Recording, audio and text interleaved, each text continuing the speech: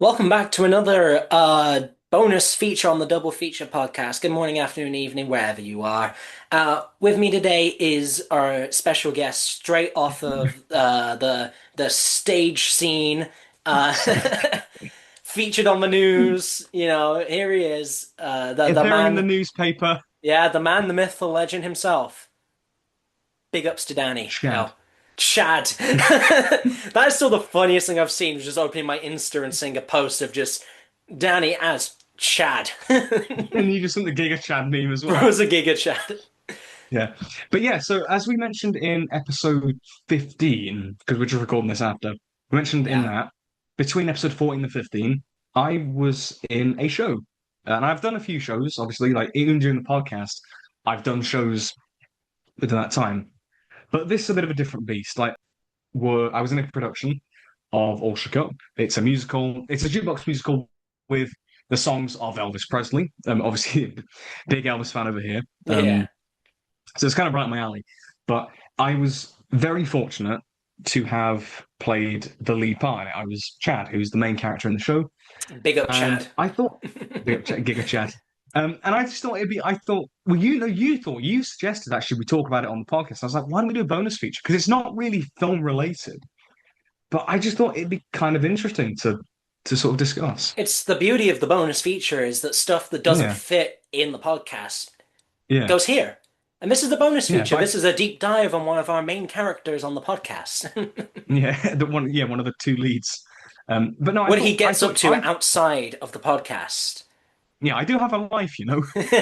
I don't. Yes, you do. Yes, you do. Don't be mean to yourself.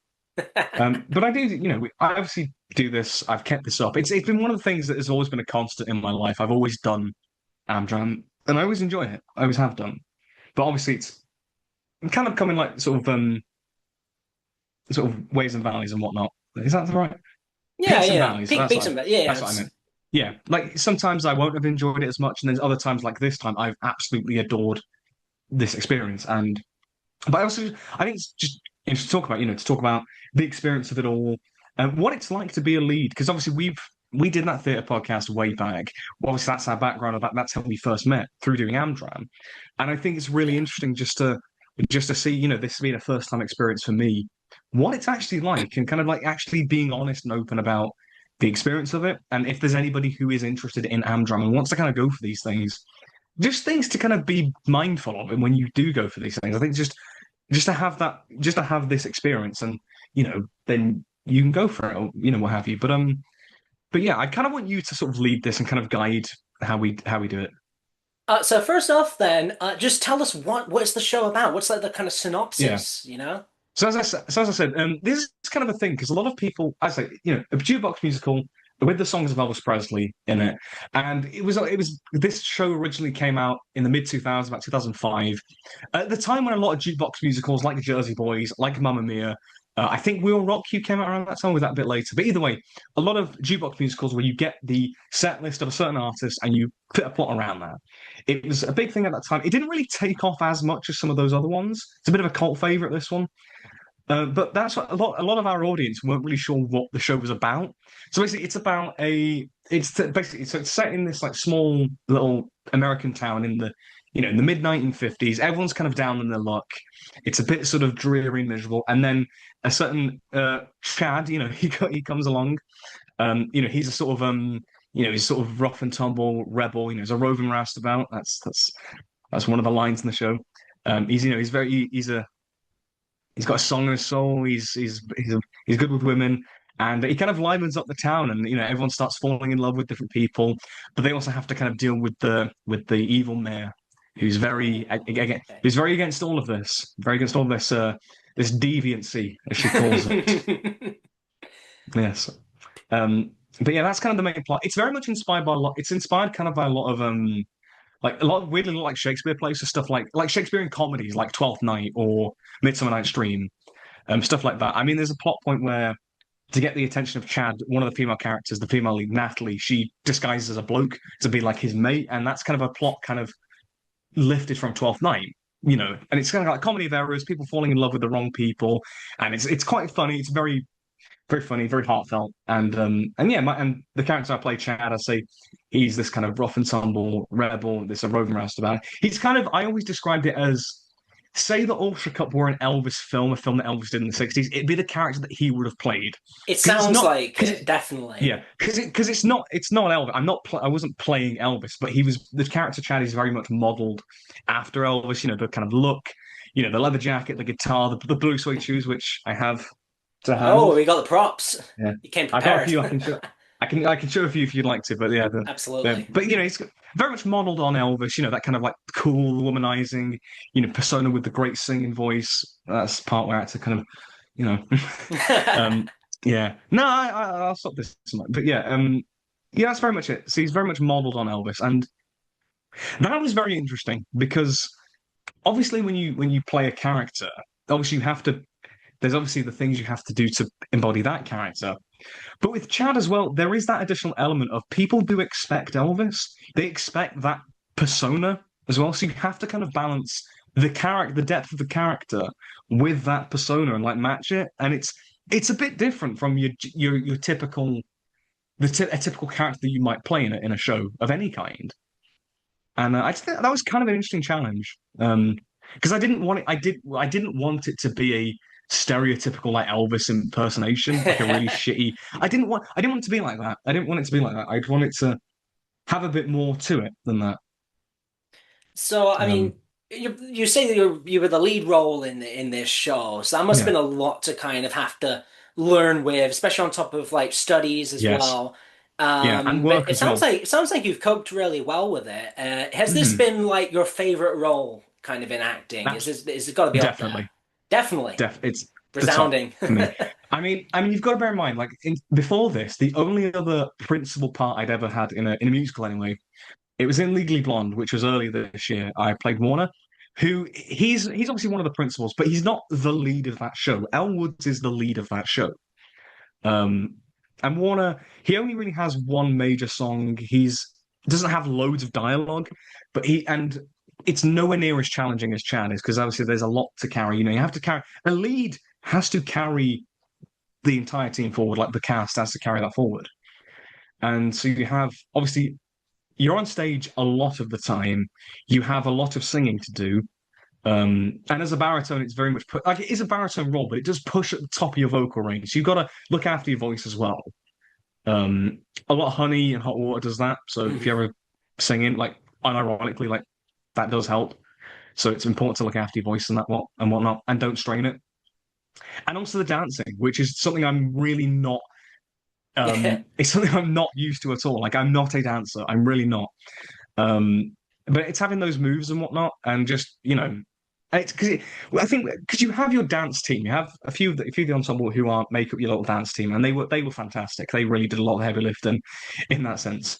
But it's also doing the choreography and you know just like practice, keeping on it and just practicing it. And I think you know we had a great production team. Our production team were really patient, um really generous. They were great people, and they really they helped you understand a lot because it's like breaking like whether it's the singing down or breaking down like the dances in ways that you can understand. They were all really patient and one of the best prod teams I've ever worked with That's on a really show like good. this. That's good to hear. Um, but you mentioned the point of like you know balancing it well with like obviously studies and work and whatnot. Everybody does. This is for us all. This is all a hobby that we do you know, and we all give up our free time a couple of, you know, a couple hours in an evening in a week, and just have some fun, you know, because that's what it Yeah. is. It's about having fun. It's about enjoying yourself.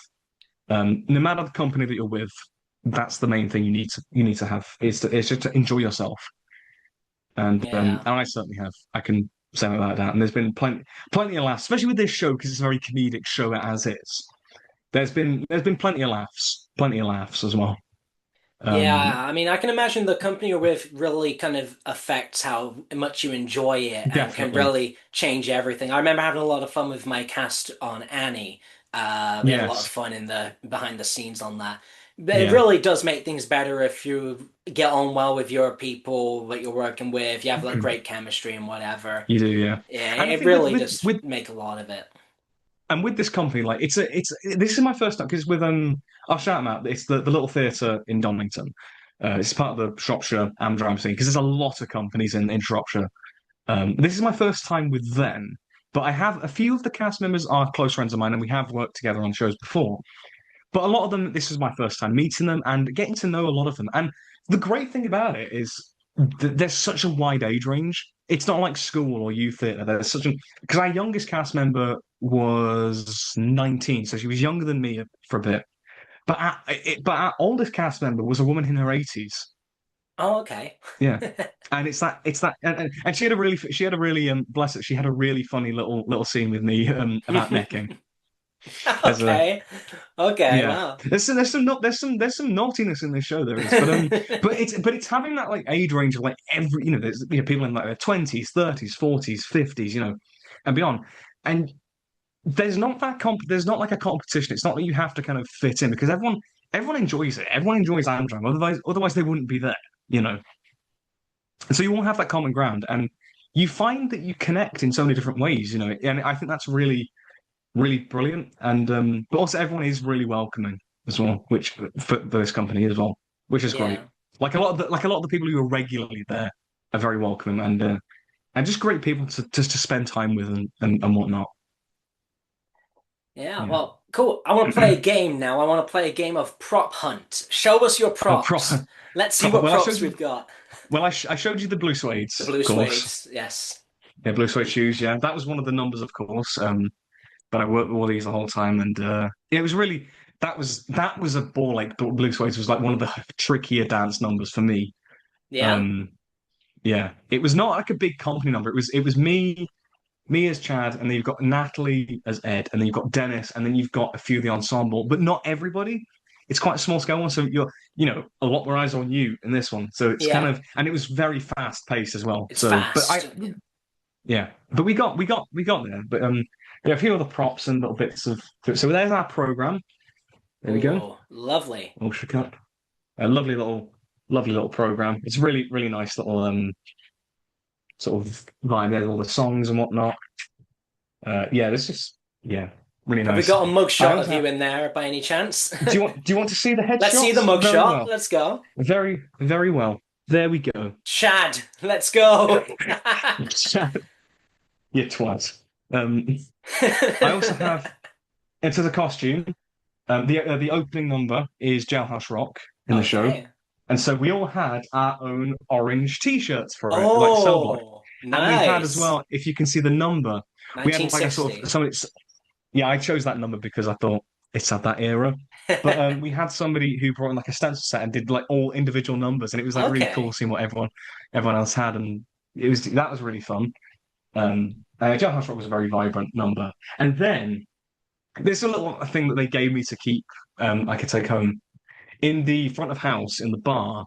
They had two cardboard cutouts of Elvis, which I think I showed one of them in the previous in the Oh I yeah. should yeah. Yeah. So there was a life size one, which I was like they were like, oh, do you want to take that down? And I was like, I'm where am I going to put that? At the end of your It's bed, like of course. it's like I appreciate. Shut up! I'm not waking up to that every morning. It's like I appreciate the gesture, but like where am I going to put that? I don't know. Yeah. But I did keep the small one, which went on the bar. Obviously Ah, Elvis very from Jail. nice. This is Elvis from Jailhouse Rock as well. But Yeah. yeah, it's a nice little keepsake that is. Um, That's yeah, lovely.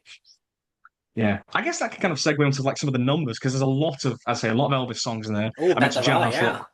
Jailhouse Rock, of course, was the opening number, which again I had to lead. That one, I will admit, I was very nervous doing because it obviously starts the show. I have Yeah. to start the show singing it, and it's also first of all, you don't realize how fast paced that song is until you start singing it because it's really fast singing it, and it's also very high in a baritone vocal range.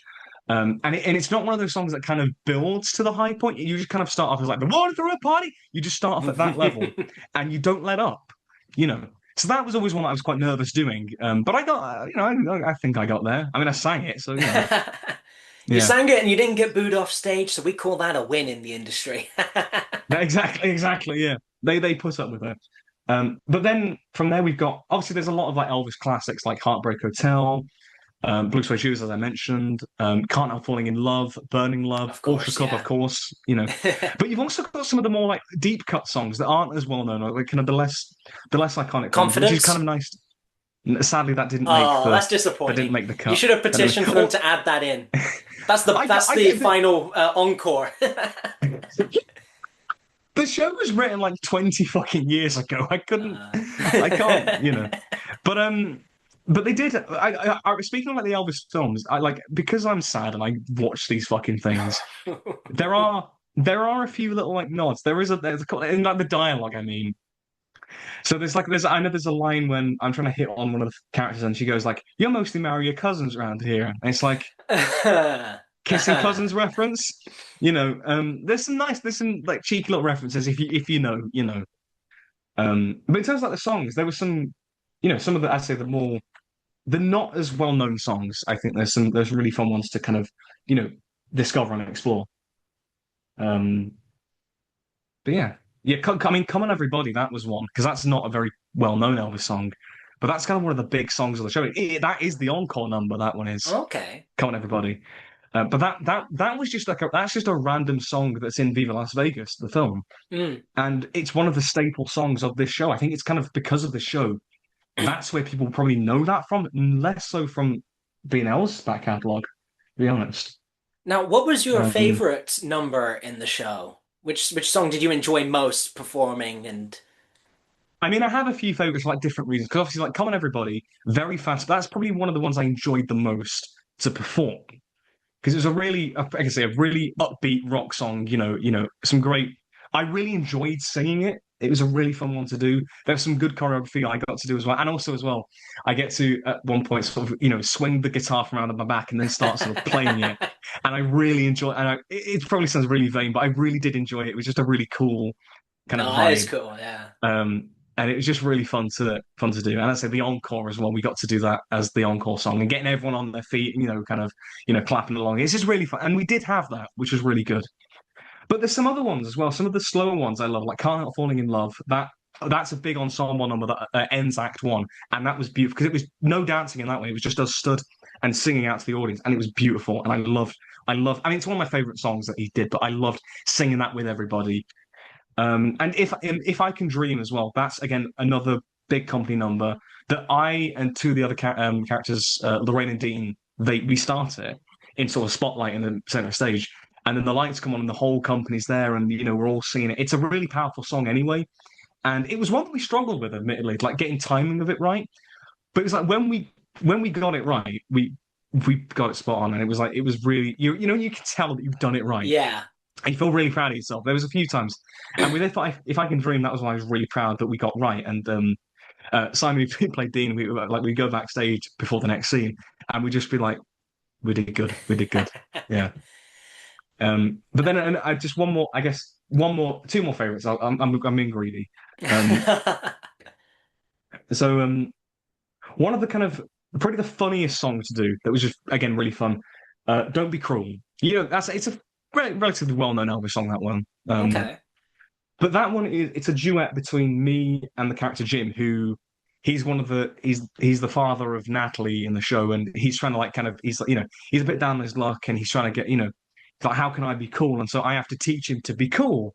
And I start that song off, and then it becomes like a duet with us two, and we sort of like perform it out to the audience. Like we sort of pick on an audience member in the front row.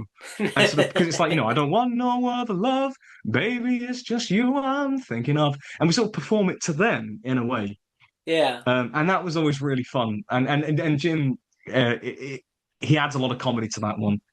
And then also Burning Love, the final song of the show was a blast to do. Are you about to sing? Is that why you've just started drinking water? Oh no, no, no one wants to hear that. But No, I didn't. No, we didn't. No, we didn't. but But yeah, there's some favorites. Yeah. that's good. Now, a common thing in acting when stage shows is that things go wrong, and you'll f quite often find that on when you do multiple nights, one night might be better than the other. I know I had Yeah, this when I did Annie. We had one it night where always is. someone Yeah. forgot their lines, and I had to kind of improvise just to fill the spot while Well, they were waiting to well, yeah, remember. funny you But say this. I was actually the reason that somebody forgot their lines in the wow. final night. So my question was going to be, Yeah. what was the difference between the two nights like? Were they the same? Was one Well, better? we did. Did one have Well, like a blunder or something?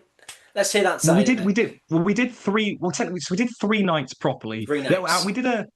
We did. We also did a preview show, which was like to the pensioners, like kind of invited, like Okay. special. Yes, yeah, for like the older people and whatnot. And we did that, and then we did our 3 main shows across the 3 nights. Okay. And I think I was proud of all of them, but the first one was really good. But then the second and third one, the audience was much more reactive and responsive, so you could really play off of them Okay.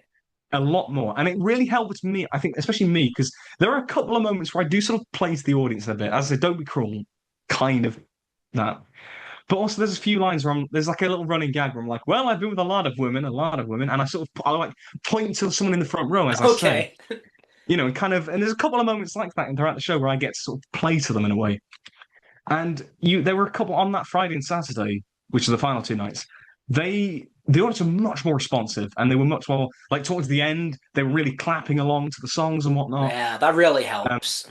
yeah, so I think it's very much like the audience you have can really elevate the show, Yeah. and it can and it makes you up your game. You know, Mm. Especially if but you're in terms playing of like, to the audience, like if they don't yeah, react, that can it's a kill bit an awkward. entire mood. Yeah, it's a bit If you awkward, throw but one joke out and they decide that they don't want to laugh, that has derailed everything. So the oh audience god, it's plays a bigger role than you yeah, think they would. they do, yeah, they really do, and it can be awkward when they don't, Mm. but yeah, that's yeah, but the part where the part that I made someone mess up with, I'm forever ashamed that I did this. But it's towards the end. It was on Saturday night. So we were nearly there. We Oh, were closing nearly there. night. And I made one of the cast members forget their line. Wow, how did you do this? What? So I did it. So basically, it's the character of the sheriff who he doesn't speak at all throughout the show until the very end, and he goes like, "Matilda, shut up," you know. And that got an applause every night, which is Okay. amazing because it was absolutely hilarious. And basically, he says a line like, "The guitar playing roustabout's right," and I was always kind of like, "Oh, I love this guy." And then I thought, on the final night, I'll add in a handshake to him, and that threw him off because he That then threw him forgot his off. next line. Oh Yeah, no. and luckily we had our prompt to like say the line, but I felt so bad afterwards. I was like, "Gee, why did I do that?" I felt like such a knob. I was like, "Why did I do that?" We do a little trolling, just a little bit. Yeah, yeah, but I was like, I felt really Wow. bad after doing that. But yeah, I mean, throughout many of the runs, we had plenty of cock ups. Like in terms of Yeah. like for me, I was getting injured constantly. I had like one time a guitar whacked in my stomach. I banged my head off at a bit of set.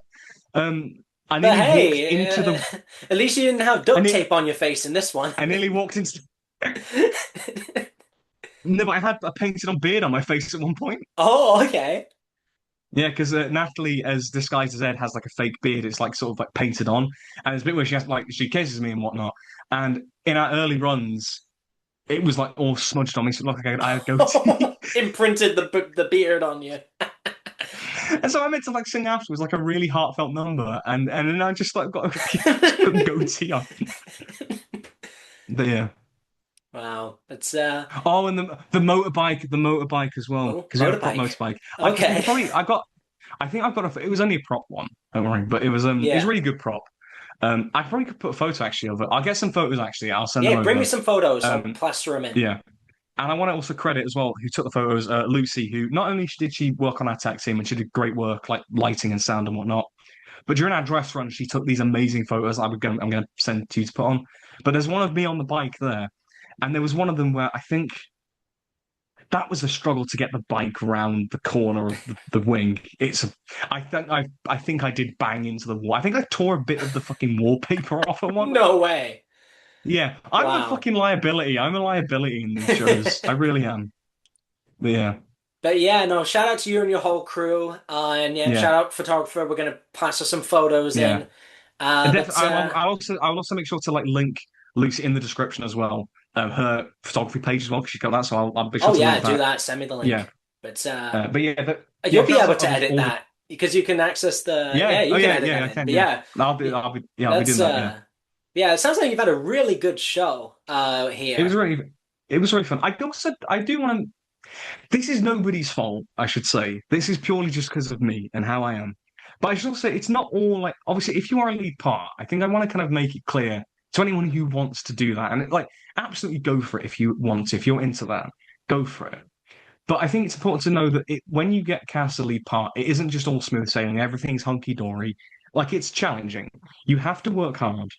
And not only to get it, but also when you are cast, you have to work hard because obviously there's so many songs, there's so many choreo numbers that you have to like move and dance to. There's so many scenes, so many lines to remember, and you have to work hard to maintain all of that and learn all of that and get it to a very high standard if you want it to be good. You know, you can't just coast on goodwill. You've got to work towards that. And you will also have your doubts of like, because I mean, I do it all the time, but I definitely had like times where I doubted, like, am I the right person for this? Of like, have they made the right choice? Of like, was I the right person for this? And it's just about getting over those doubts sometimes. Because it can, don't let it like, don't let it overwhelm you, because they ultimately they cast you for a reason, you know. Yeah. And so, and I think it's also as well is that even if you are cast the lead, you are also allowed to make mistakes. Like I made so many mistakes during the rehearsals. I would like every time I would like cock up a note or my voice would break because I didn't like sort of warm my voice up properly or was out of time with a bit or like didn't make the right step in a dance. Like mistakes happen all the time in rehearsals, but that's what rehearsals are there for. It's for you to make mistakes, and to learn and whatnot. And I'm grateful for our prop team for being as patient as they were with me and whatnot. I can only really talk from my own experience. I can't really speak up on behalf of others, but I'm really grateful for that. But also as well, I'm also very like genuinely proud of the progress that I made. Like I watched back the other day. I watched back a clip of I think one of the first rehearsals of Come On Everybody when we were doing that. And I listened to how I was singing it there, and I was really nervous. And then you look at a video that I think somebody took on the Friday night of me doing it, and it's like chalk and cheese. It's night and day, the difference. And it's just putting all that hard work and just keep going at it. Um, and it is worth it. It really is worth it. It's yeah, it's good stuff. I mean, you're making me want to get back into it now. I've been on and off with the concept for a Yeah, while now. I did actually register interest with one company in Wolvo, but then they yeah, never got back to me. So here we are. But yeah. Hey, come over to Shropshire. We'll invite you. Hey guys, maybe I got to go back home. listen, like, listen to you guys. Like, if you guys want to see Dan and Mr. L on stage once again, after how many years it's been? 6 years. Seeing us Oh, on it was stage before again. COVID. Yeah, but that would be. Put in the comments if you want to see that, and I will drag this man along to rehearsals if I have to. I can drive, just Um, pay for my fuel and we're good. yeah, I can do that. I'm happy to do that. Yeah, But but it's a no, good shout. I think. But I also do genuinely think I would love to see you get back into it because you definitely have it. And I think, because I know you haven't done it for a few years. Not And since I finished school so that was 2022 summer. It's been 2022. over 3 years now. Yeah. It's been a I mean, while. but put it this way, like for us, I mentioned the mayor character, Matilda. But the lady who played her, she hadn't performed on stage for about 7 years. And she came back at it. And was natural. Yeah. So it's absolutely possible to do that. It plays on my mind to do it sometimes, but that Yeah. part of me And is a lot smaller than it used to be. But it's I understand. And also, I understand as well why you haven't done it since. Like, I mean, obviously, I'm not going to tell it now. Like, yeah, with the talks that we've had in private, like, I know why you stepped away from it for a bit, but yeah. I do genuinely think you have it, and I think if you would get back into it, it'd be amazing. I think it would be really cool to see We'll what see you what do. happens. Maybe we'll have one of these episodes the other way around someday. Maybe that would be. I'd love that. I really would. I honestly love that. But I guess my final question in terms of the sh of in terms of this here though is what's next? Where do you go from here? What do you know what the next thing you're doing is? What's the amount of people. the amount of What's the people who future? have asked me the amount of people who have asked me that question, and I genuinely don't know. As we're recording this, so it's currently mid-October. As recording this, so it's been a couple of weeks since the show ended, and it's the first time in a while, in a little bit, that the future's not been very clear. Like I don't quite know what's going to happen. I think things in the next couple of weeks will start, like gears will go into motion. I think. But I'm also not absolutely certain on what I'm going to do next because there's a few, good opportunities. Because at Little Theatre, what they do is they do 4 shows a year. They do a musical, they do pantomime, and they do 2 plays, right? Okay.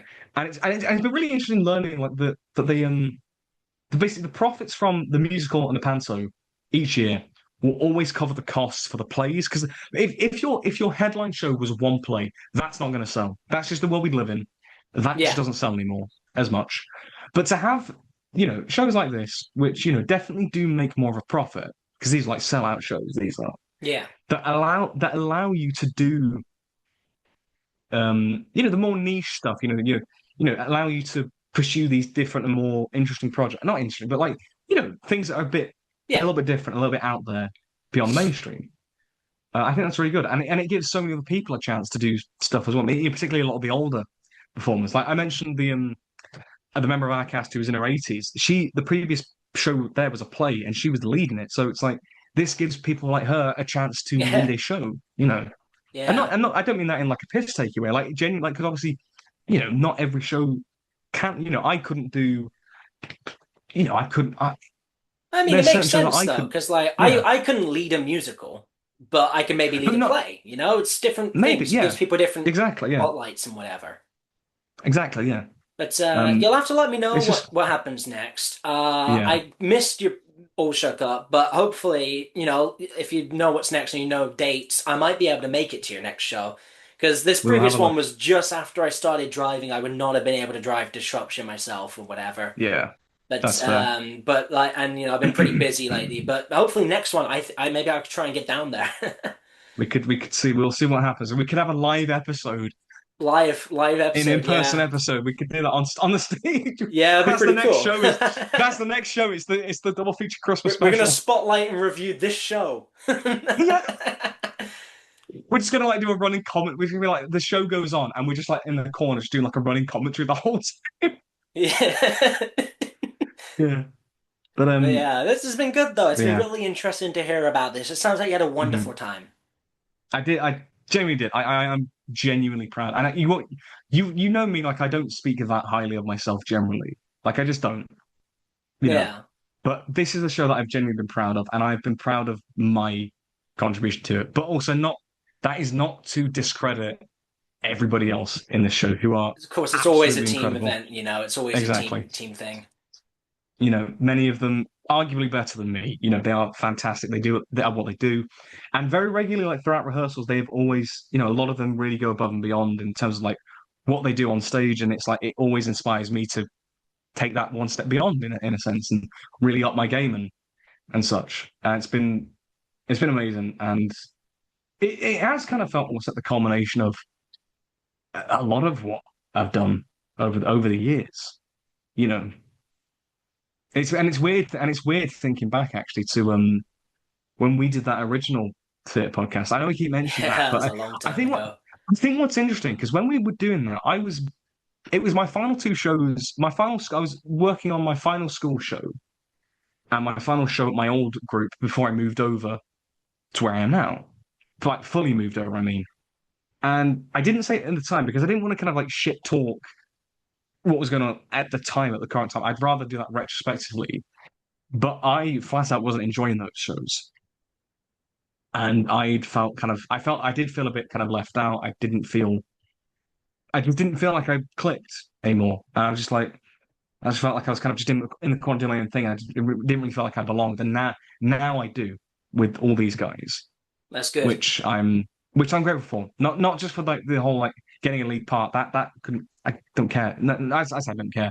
It's obviously nice, but for me, it's the people you meet and especially the friends you make with that, and people that you really do connect with. That's for me what I value more. Really is, and it's weird. And it's weird going from that. going from that time, like about 2 years ago around now, where I had genuine thoughts of just quitting this hobby of mine and thinking maybe I'm just not cut out of it. Maybe I just sort of just bugger off and just do something else or just don't do it. But I stuck with it. I think I've realized I didn't really want to give it up ultimately. So I found a different. I found alternative places to go, and the rest is history. Yeah, it sounds like you're all the better for it, you know? Mhm. But Yeah. do your boy a little favor and share this video with your entire production group. Uh, What do you want to get more subscribers? Come on. yeah, well, at least you can do. But tell them you're on some prestigious podcast, but don't tell them what it is. Just say I went on this podcast. Get us featured in the news. That was something actually I didn't mention, but we like I know we're joking about oh, it's in the paper. We actually were Yeah, in the paper. Our photo, yeah. You our sent me main the image of the it main and photo was everything. yeah. And then a couple of pages after was Nicolas Cage in the crossword section. And the answer was Willy's Wonderland. Yeah. It actually was. It's all connected, You can't make this shit up. You really can't. actually. Um, but yeah, no, it's been great doing this one. And I say it's something a bit different. Yeah. And just talking about the show, like now that obviously the dust has settled and whatnot, and whatever the future holds in terms of what I do with it, who knows? But Yeah. we shall see. Well, thank you for coming on and sharing your stories. It's Why been. the, why are you, dude? We've been doing this podcast for like over a year. Why are you framing it like I'm like some fucking celebrity? Well, you're in the papers. You are Chad, the legendary I immortal am, I Chad, am, I am the Giga Chad. the Giga Chad to end all Giga Chads. This is. That's weird. But it's Hmm. prestigious stage star comes on my little show. It's our show, you dickhead. Oh, communism alert.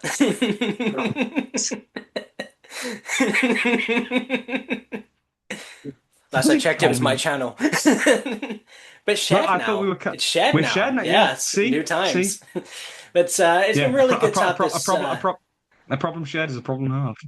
Indeed. Mm. Fancy taking over the editing then? Yeah, fuck off. No, I'm not doing that shit. Well, I'm it's not, been really great to talk about this. It's been a yeah, really good experience. I'm sure we'll have Mhm. more tales from the stage to come in the Yeah, future.